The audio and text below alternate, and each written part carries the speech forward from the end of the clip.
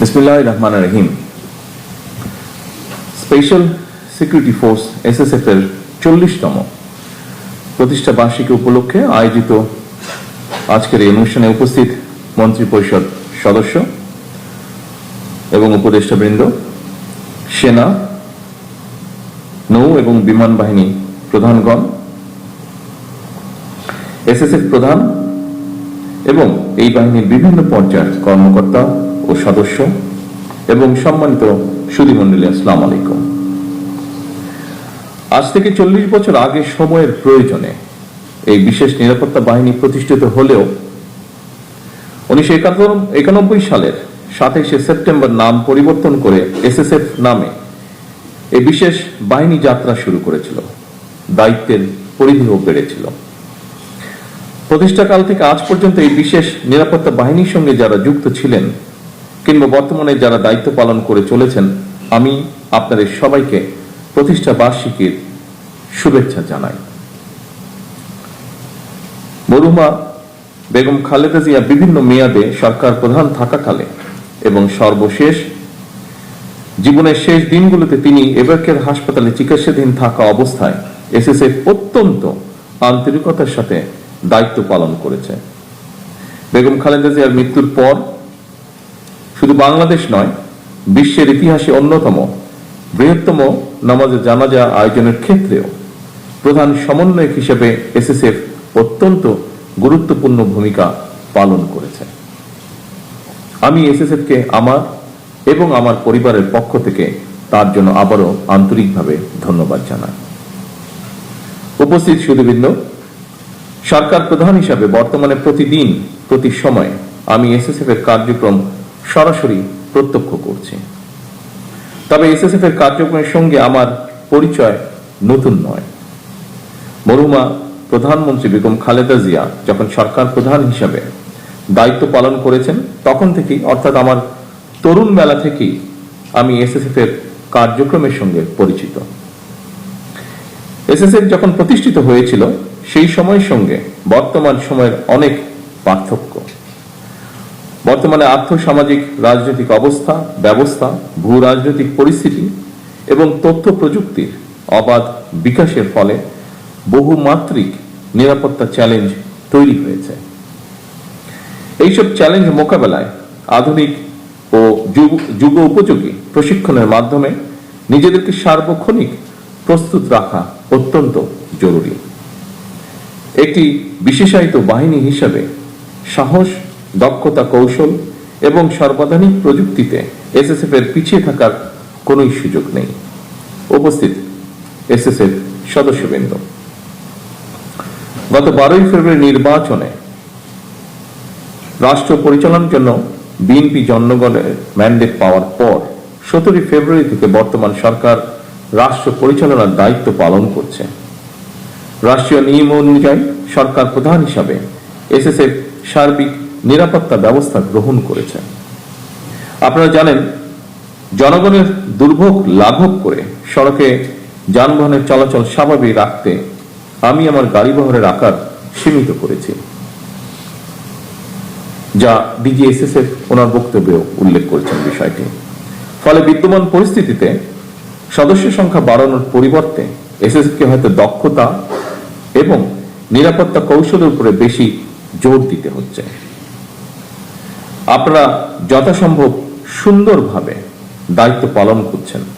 আমি আবারও আপনাদেরকে তার জন্য আন্তরিক ধন্যবাদ জানাই। একটি গণতান্ত্রিক সরকারের প্রধান হিসাবে রাজধানী ঢাকা এবং ঢাকার বাইরে দেশের প্রত্যন্ত অঞ্চলে প্রায়শই জনসভা এবং বিভিন্ন রাষ্ট্রীয় কর্মসূচিতে অংশগ্রহণ করতে হয়। এই ধরনের অনুষ্ঠানে ব্যাপক জনসমাগমের মধ্যে নিরাপত্তা নিশ্চিত করা কিছুটা জটিল বৈকি। এই ধরনের পরিস্থিতিতে একদিকে সরকার প্রধানের নিরাপত্তা ব্যবস্থা বজায় রাখা, অপরদিকে নাগরিকদের জীবনের স্বাচ্ছন্দ্য নিশ্চিত রাখা, এই দুটোর মধ্যে ভারসাম্য রক্ষা করেই এসএসএফ কে তাদের নিরাপত্তা কৌশল প্রণয়ন করতে হয়। আমি মনে করি এই ধরনের পরিস্থিতিতে সুষ্ঠু এবং সমন্বিতভাবে দায়িত্ব পালনের মাধ্যমে এসএসএফ এর কর্মদক্ষতাও প্রতিভাত হয়ে ওঠে। উপস্থিত সুধীবৃন্দ, এসএসএফ এর প্রতিষ্ঠা বার্ষিকীর এই দিনে আমি আমার একটি বিশেষ দৃষ্টিভঙ্গির কথা আপনাদের সঙ্গে শেয়ার করতে চাই। একটি গণতান্ত্রিক সরকারের প্রধান হিসাবে জনগণের বিশ্বাস এবং ভালোবাসার উপরেই আমার সবচেয়ে বেশি নির্ভরতা। সুতরাং নিরাপত্তার ঘেরাটোপে যাতে সরকার প্রধানকে জনগণ থেকে দূরে ঠেলে না দেওয়া হয়, এই সফিস্টিকেটেড বাহিনীর হিসাবে সেদিকেও বিশেষভাবে লক্ষ্য রাখার জন্য আমি আপনাদের প্রতি বিশেষভাবে আহ্বান জানাই। উপস্থিত সুধীবৃন্দ, কিছুদিন আগেই আমি এসএসএফ এর নবনির্মিত অত্যাধুনিক ফায়ারিং রেঞ্জটি উদ্বোধন করেছি। উদ্বোধনী মহড়াও প্রত্যক্ষ করেছি।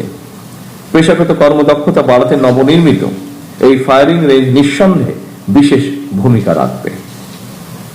আমি আশা করি নিরাপত্তা কৌশল প্রণয়ন এবং নিজেদের পেশাগত দক্ষতা বাড়াতে আপনারা এই ফায়ারিং রেঞ্জের সর্বোত্তম ব্যবহার নিশ্চিত করবেন।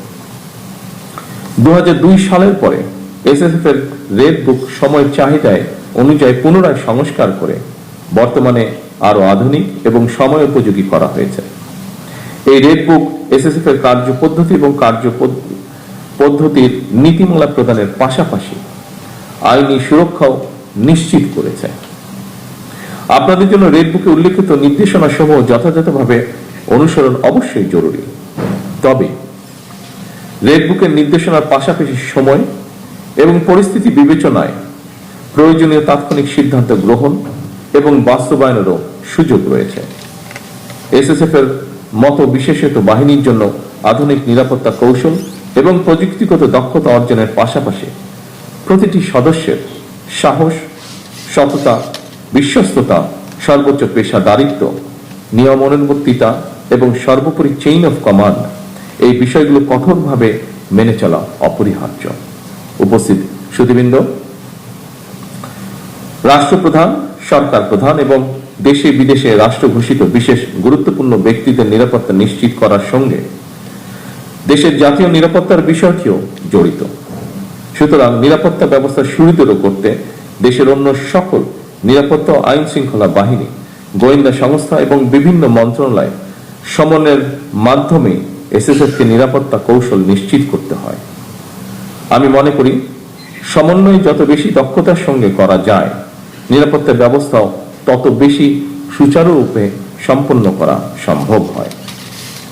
দেশের সেনা, নৌ বিমান, পুলিশ এবং আনসার বাহিনীর মধ্য থেকে দক্ষ কর্মকর্তাদের বাছাই করে এসএসএফ গঠন করা হয়। এরপর আপনাদেরকে গুরুত্বপূর্ণ ব্যক্তিদের নিরাপত্তার জন্য আপনাদেরকে দেশে এবং বিদেশে উন্নত মানের প্রশিক্ষণ গ্রহণ করতে হয়। আধুনিক বিশ্বের সঙ্গে তাল মিলিয়ে এসএসএফকে আরো কর্মদক্ষ করে গড়ে তোলার লক্ষ্যে সরকার প্রয়োজনীয় সব ধরনের পদক্ষেপ অব্যাহত রাখবে ইনশাআল্লাহ। উপস্থিত সুধীবৃন্দ, আরো একটি বিষয়ের উপরে আপনাদের দৃষ্টি আমি আকর্ষণ করতে চাই। অবশ্যই আপনারা গুরুত্বপূর্ণ ব্যক্তিদের নিরাপত্তাকে সর্বোচ্চ প্রাধান্য দেবেন, তবে দায়িত্ব পালন করতে গিয়ে জনগণ যাতে কোন রকম রূঢ় ব্যবহারের শিকার না হন সেদিকেও আপনাদেরকে বিশেষভাবে নজর রাখার জন্য আমি আহ্বান করব। আপনারা দেশের সর্বোচ্চ পেশাদারিত্বের সঙ্গে দায়িত্ব পালন অব্যাহত রাখবেন, এই প্রত্যাশা রেখে আমি আমার বক্তব্য শেষ করছি। আল্লাহ হাফেজ। বাংলাদেশ জিন্দাবাদ।